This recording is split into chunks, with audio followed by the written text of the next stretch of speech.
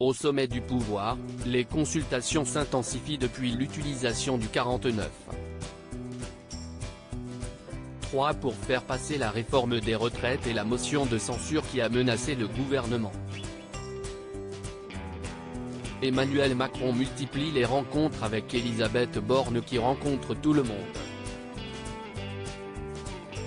Jean-Michel Apathy voit là quelque chose de pathétique.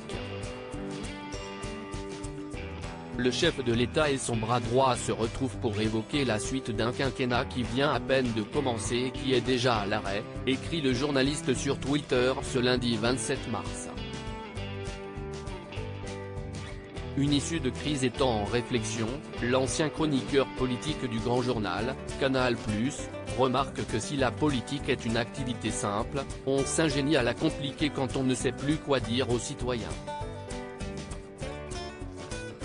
Alors que le Conseil constitutionnel doit valider ou censurer la dite réforme des retraites, Jean-Michel Apathy souligne que 2 portes de sortie s'offrent à Emmanuel Macron. La première, le suffrage universel. La seconde, une modification radicale et pourtant mineure de la réforme des retraites. Le président de la République demanderait alors une seconde délibération aux chambres tout en notant du texte primitif le déplacement de l'âge légal de départ à la retraite.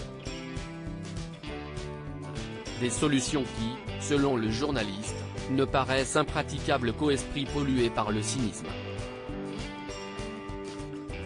Supérieur à Annie Dupéret, Patrice Laffont.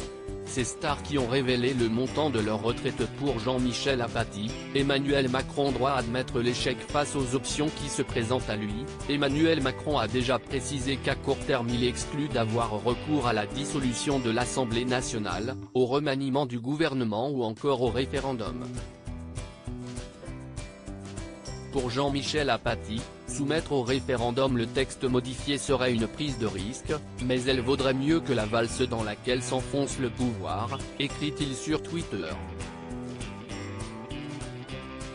À ses yeux, Emmanuel Macron doit admettre cette idée simple, celle de l'échec après que ni lui, ni son gouvernement n'ont su convaincre le pays des mesures imposées par le 49. 3. Invitant le pouvoir à changer, reculer pour faire passer quelques mesures importantes, comme l'allongement de la durée de cotisation, il le met en garde. S'il ne procède pas ainsi, le chef de l'État court plusieurs dangers. D'abord, il attise la folie destructrice dont sont saisis Jean-Luc Mélenchon et ses amis. Ensuite, il assure que le locataire de l'Élysée se coupe d'une part majoritaire de la population qui pourrait le pousser à abréger son mandat. Sans oublier une partie de la droite qui pourrait se tourner vers les bras de l'extrême droite s'il n'agit pas vite.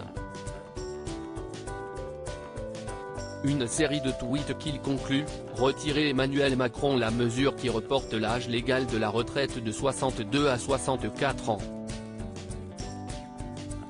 En changeant cela, vous changez tout. Crédit photo, Christophe Clovis.